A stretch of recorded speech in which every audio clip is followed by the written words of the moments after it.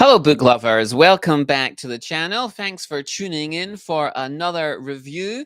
What would you do if you found out the world was ending in less than 24 hours? Would you panic, call your loved ones, or maybe just carry on as usual? That's the fascinating premise of What Has Yet to Happen by Kim Mi-wol, a short story that takes a refreshingly understated and ironic approach to the apocalypse. So let's explore this uniquely Korean take on the end of the world. So today's story was translated by Jean Miseri.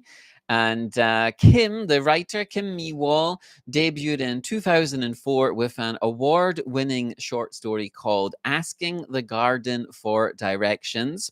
In 2007, she published her first short story collection, Guide to Seoul Cave, sometimes translated as Seoul Cave Guide.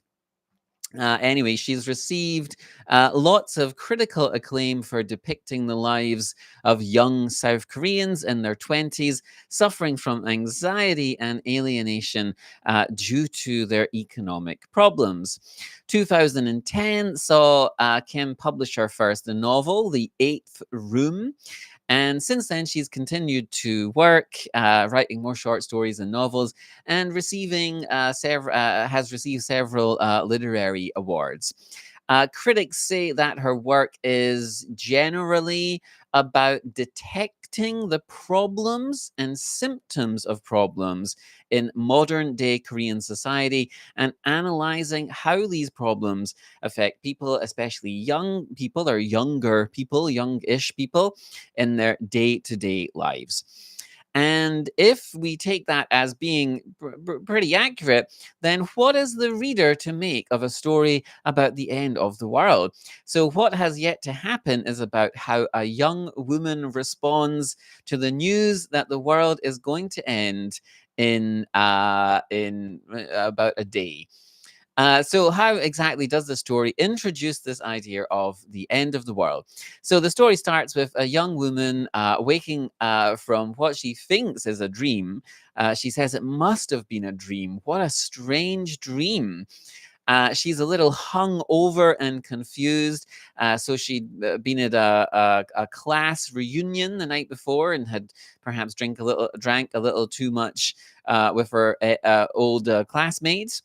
And as she tries to remember the events of the previous night, she remembers seeing a news broadcast that a planet from outside the solar system is hurtling towards Earth, and it will hit in less than 30 hours.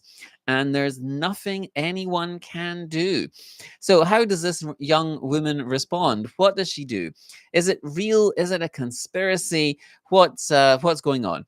So she turns on the TV, and of course, all the channels are dedicated to this impending tragedy. She goes to the internet and sees that all of the netizens are arguing about conspiracy theories and hoaxes. And so this is how the story begins, with this bleary-eyed, hungover young woman waking up with a nasty hangover to discover that the world is about to end. So it might sound like the plot for a Hollywood blockbuster, but the way the story is handled is a little bit different from a sort of bombastic Hollywood movie. So how does this young woman deal with this news, and how do the other residents of Seoul react to the approaching end of the world? So the way that people react is very interesting. So the first thing this young woman does is she checks out the trending words and topics on the internet. And these include things like NASA conspiracy. People are searching for the difference between a kilometer and a mile. People that are talking about the Nostradamus prophecy and so on. And then she contacts her parents who live outside Seoul, and she's surprised to discover that they haven't really broken their typical daily routine. So her mother, for example, is outside picking some red peppers, seemingly unconcerned about the impending disaster. She hears the piano teacher downstairs in her building playing the piano just like she does every other day. And then a delivery driver delivers a package, and she wonders, why is he still doing this on the last day that he's going to be alive? She decides to go out, and so she's putting on some sunscreen, and she realizes it doesn't matter anymore. She doesn't need to put the sunscreen on. She realizes that she doesn't have to pay her phone bill, and lots of little realizations like this. Then she checks her messages and finds a series of goodbye messages from old friends. And it's all very strange. It's surreal and funny and understated, and not at all like you might expect it to be. Now, I said that Korean literary critics praised or have praised Kim for analyzing the problems of young Koreans in modern Korean society. So, what does this story have to say about the lives of young Koreans in Korea today? So, the key to the story happens or comes near the end. So, over the course of this final day, lots of people have sort of drifted towards Seoul Plaza and the city hall area of downtown Seoul. And they've gathered there to watch the news broadcast on a giant screen as if it was the World Cup or some other big sporting event or something.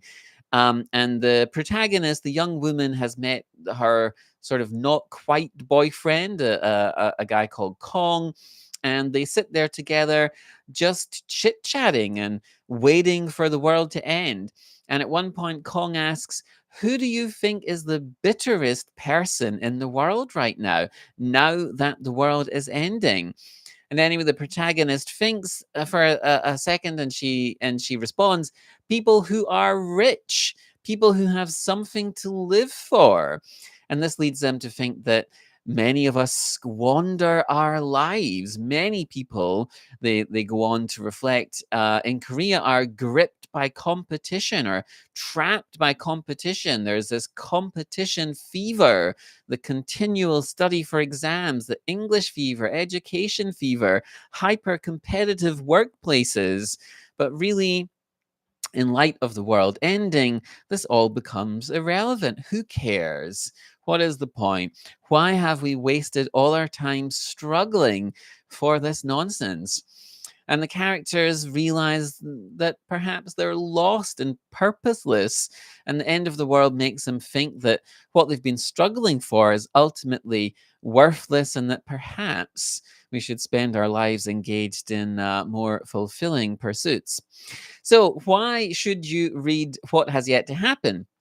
It's a refreshing, unique take on the end of the world genre. There's no explosions, there's no mass panic, just a slow, surreal unraveling. It perfectly captures modern anxieties, how disconnected and purposeless people can feel, even in the face of something as massive as the apocalypse. It's darkly funny. This mix of existential dread and dry humor make it feel very real in a way. And it forces you to ask yourself, are you living a meaningful life? And if you enjoy this type of existential fiction or pondering, What Has Yet to Happen is definitely worth a read. So, what do you think? How would you react if you found out the world was ending in 24 hours? Would you keep following your routine, or would you do something completely unexpected? So please leave a comment, and if you've enjoyed the video, don't forget to like it to support the channel, subscribe for more Korean literature and deep dives, and hit the notification bell so you never miss a new upload. Thanks for watching, and I'll see you in the next video. Take care.